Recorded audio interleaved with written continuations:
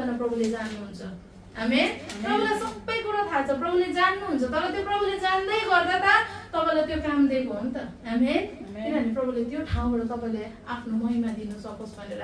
प्रभुले जान्नुहुन्छ तब त तपाईलाई त्यो स्यालेरी दिएको नि त, ताकि त्यो ठाउँबाट प्रभुलाई तपाईले महिमा दिनुहोस् भनेर। आमेन। तपाईलाई कम्फर्ट जोनमा राखेको कारण के हो? ताकि तपाईले प्रभुको अझै बढ्ता सेवा गर्नुहोस् भनेर राखेको हो नि त। त्यसले गर्दा चाहिँ हरेक चिज परमेश्वरले हामीलाई के दिएको रहेछ?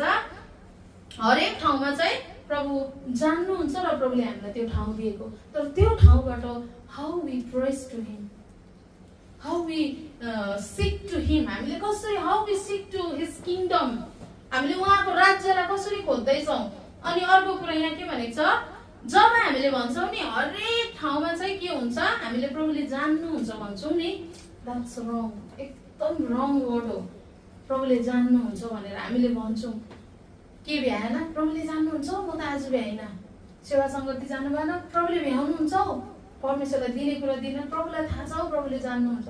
प्रभुलाई जान्नुहुन्छ नि, तब त तपाईँले मलाई सबै कुरो दिएको हो, ताकि त्यो कुरामा तपाईँले म इमानदार हुन सकौँ। आमेन।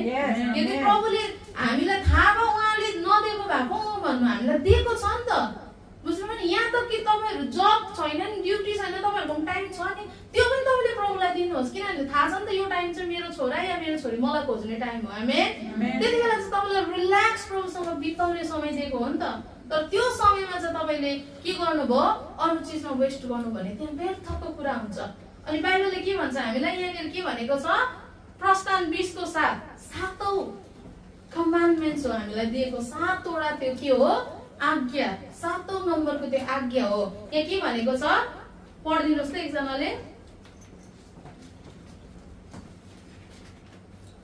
20 को 7 परमप्रभु आफ्नो परमेश्वरको नाउँ व्यर्थैमा नलिनु, किनकि उहाँको नाउँ व्यर्थैमा लिनेलाई परमप्रभुले निरपराध ठहराउनु हुने छैन।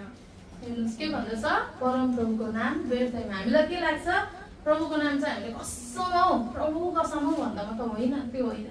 तर जब हामीले प्रभुले दिएको कुरामा हामी के हुन थाल्छौँ, प्रभुलाई आदर योग्य गर्दैनौँ नि, प्रभुले दिएको प्लेसहरूमा चाहिँ नि हामी आफ्नो मनमा जे गर्नु थाल्छौँ नि, त्यो ठाउँमा चाहिँ हामीले प्रभुको नाम व्यर्थैमा लिन थाल्छौँ।